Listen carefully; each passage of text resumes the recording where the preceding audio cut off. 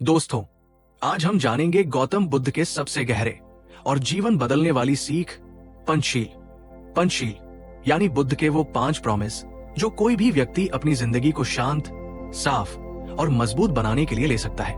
आज हम सिर्फ ये करना चाहिए या ये मत करो वाली ऊपरी थिंकिंग नहीं करेंगे।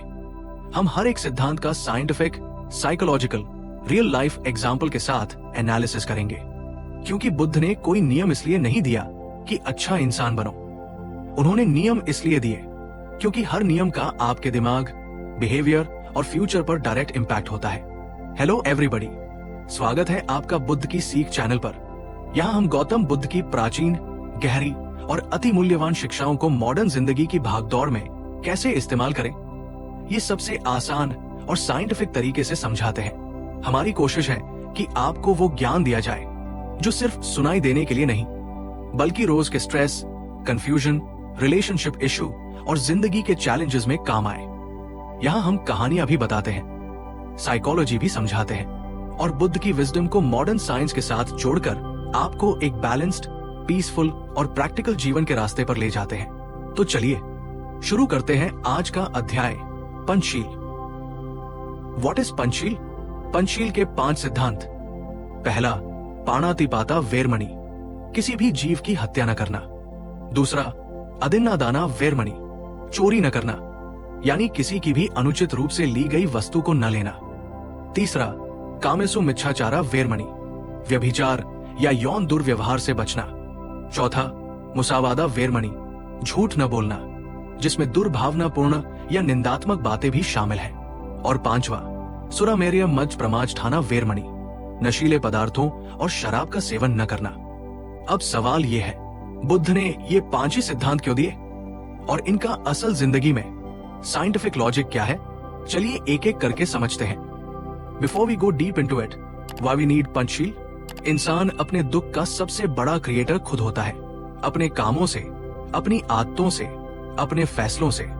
बुद्ध ने ये 5 प्रिंसिपल दिए क्योंकि ये 5 एक्शंस सीधे असर करते हैं brain chemistry, emotional stability, relationships, long term happiness, identity and self respect पर। जब हम किसी रूल को तोड़ते हैं तो तुरंत सजा नहीं मिलती, लेकिन अंडर द स्किन हमारा दिमाग अपने आप हमें सजा देता है, गिल्ट, एंजाइटी, फियर, रेस्टलेसनेस के रूप में। चलिए अब डिटेल में चलते हैं।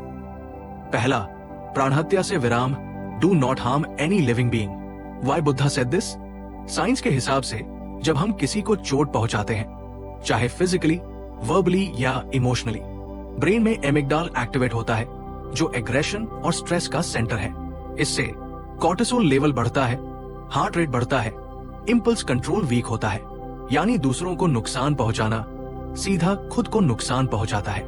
मान लीजिए एक इंसान ऑफिस में हर किसी से गुस्से से बात करता है, उसका मूड तो बिगड़ता ही है, लेकिन उसके दिमाग में हाई स्ट्रेस हार्मोन्स रिलीज होते हैं और फिर वही आदत घर में जाकर फैमिली को भी अफेक्ट करती है, जिसकी वजह से over time blood pressure, anger issues, social isolation सब बढ़ जाता है। बुद्ध का संदेश सिर्फ इंसान को नुकसान मत करो नहीं था, वो सभी के लिए प्रेम भावना रखने की बात करते थे। दूसरा, अदिन्नादाना वेरमणि, चोरी से दूर रहना। The most misunderstood but most life changing principle. What's the psychology behind it?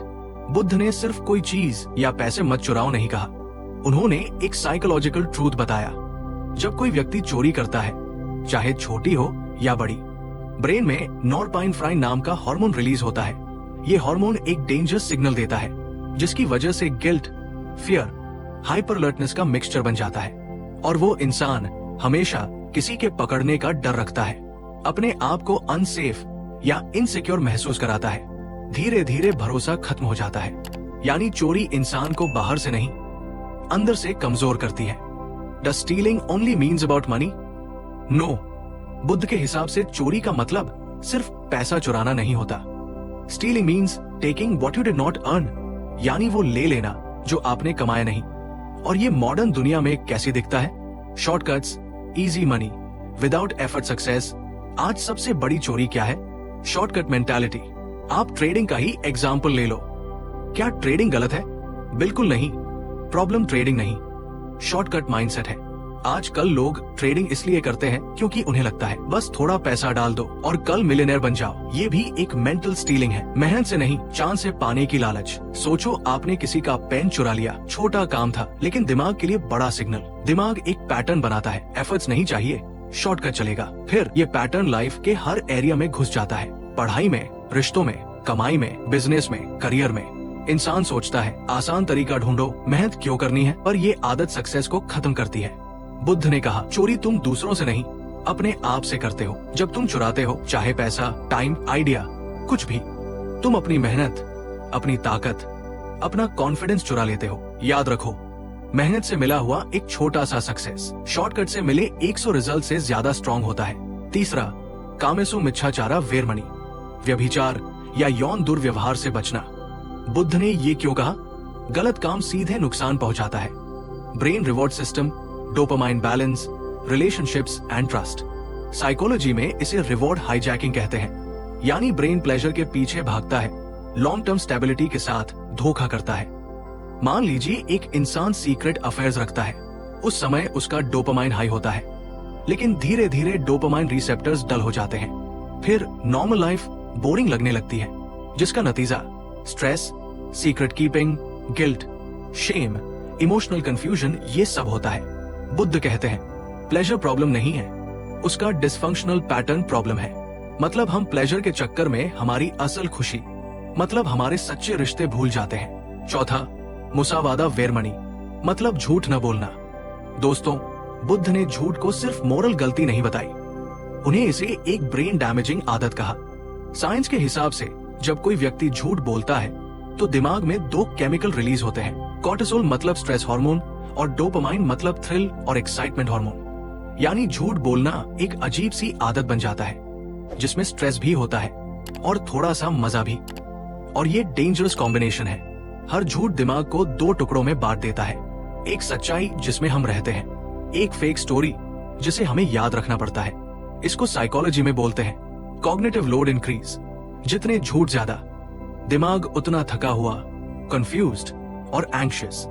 इसलिए झूठ बोलने वाले लोग अक्सर कॉन्स्टेंटली अलर्ट रहते हैं, सोशली अनकंफर्टेबल होते हैं और उनमें गिल्ट, डाउट बिल्ड होता रहता है। सोचो आपने किसी दोस्त से कहा, भाई मैं आज बिजी था इसलिए नहीं आ पाया, जबकि असल में आप जाना ही नहीं चाहते थे।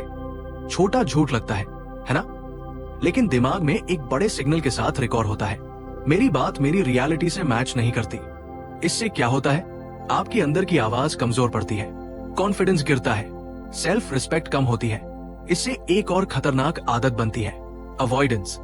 इंसान सच बोलने से नहीं, सिचुएशन से भागने लगता है। बुद्ध ने कहा था, झूठ किसी और को धोखा नहीं देता, पहले अपने मन को देता है। और जब मन को धोखा देते हो तो आपकी पहचान टूट जाती है, आप खुद पर भरोसा नहीं कर पाते। और एक व्यक्ति जिसको खुद पर भरोसा नहीं, वो दुनिया में कुछ भी हासिल नहीं कर सकता। आज के जमाने में लोग अपनी जिंदगी का सबसे बड़ा झूठ सोशल मीडिया पर बोलते हैं। फोटो में स्माइल होती है पर जिंदगी में प्रेशर, कैप्शन में पॉजिटिविटी और दिल में कंफ्यूजन। ये आइडेंटिटी स्प्लिट सबसे फास्ट यही होता है।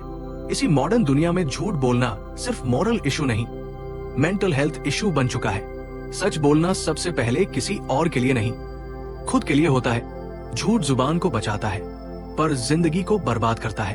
5वां और आखिरी प्रिंसिपल कहता है, ऐसी चीजों से बचना जो हमारी अवेयरनेस, हमारी सोचने समझने की क्षमता को डल करे। ये सिर्फ शराब या ड्रग्स की ही बात नहीं है, ये आजकल हर तरह के एडिक्शन के बारे में है। सोशल मीडिया का एंडलेस स्क्रॉल, वीडियो गेम्स या कोई भी ऐसा काम जिससे हम अपने इमोशंस या रियलिटी से भागना चाहते हैं। ये प्रिंसिपल बाकी चारों का रक्षा कवच है। सोचिए, अगर आपका माइंड डल है, नशे में है, तो क्या आप पहले चारों प्रिंसिपल्स को फॉलो कर पाएंगे? कभी नहीं। नशे में आपका इनहिबिशन कम हो जाता है, आप कंट्रोल खो देते हैं, गुस्सा ज्यादा आता है, गलत फैसले लेते हैं, गलत बातें बोल जाते हैं, आप रियलिटी से डिस्कनेक्ट हो जाते हैं। आप अपना सबसे बड़ा टूल, अपना क्लियर माइंड खोखला कर देते हैं। क्या हो अगर हम इस प्रिंसिपल को फॉलो करें? एक क्लियर माइंड आपकी सबसे बड़ी ताकत है। आप लाइफ की हर सिचुएशन को, हर इमोशन को जैसे है वैसे फेस कर सकते हैं। आपके डिसीजन वाइज होते हैं, आपकी विल पावर स्ट्रांग होती है, आप ट्रूली फ्री होते हैं, किसी भी सब्सटेंस या एक्टिविटी के एडिक्टेड नहीं होते। फायदा यह है कि आप अपनी लाइफ के ड्राइवर सीट पर बैठ जाते हैं, पैसेंजर नहीं रहते। बुद्ध ने ये नियम आपको कंट्रोल करने के लिए नहीं दिए थे, ये आपको आपकी खुद की फ्रीडम, आपकी खुद की शांति दिलाने के लिए दिए थे। क्योंकि जब आप इन सिद्धांतों के जरिए अपने कामों को कंट्रोल करना सीख लेते हैं, तब आपका मन अपने आप कंट्रोल में आने लगता है, और जिसका मन कंट्रोल में होता है उसका सारा जीवन सुखमय हो जाता है। आप इसे एक एक्सपेरिमेंट की तरह ले सकते हो। अगले एक हफ्ते में इनमें से किसी एक सिद्धांत पर ध्यान दें, देखो आपको क्या फील होता है। दोस्तों, बुद्ध की ये सीख आपसे कुछ मांगती नहीं, आपको कुछ देना चाहती है, बस थोड़ा सा अवेयरनेस चाहिए। उम्मीद है आपको इस वीडियो से कुछ अच्छी जानकारी मिली होगी। लाइक, सब्सक्राइब करना न भूलें। इस वीडियो से आपने क्या सीखा नीचे कमेंट में जरूर बताइए। धन्यवाद।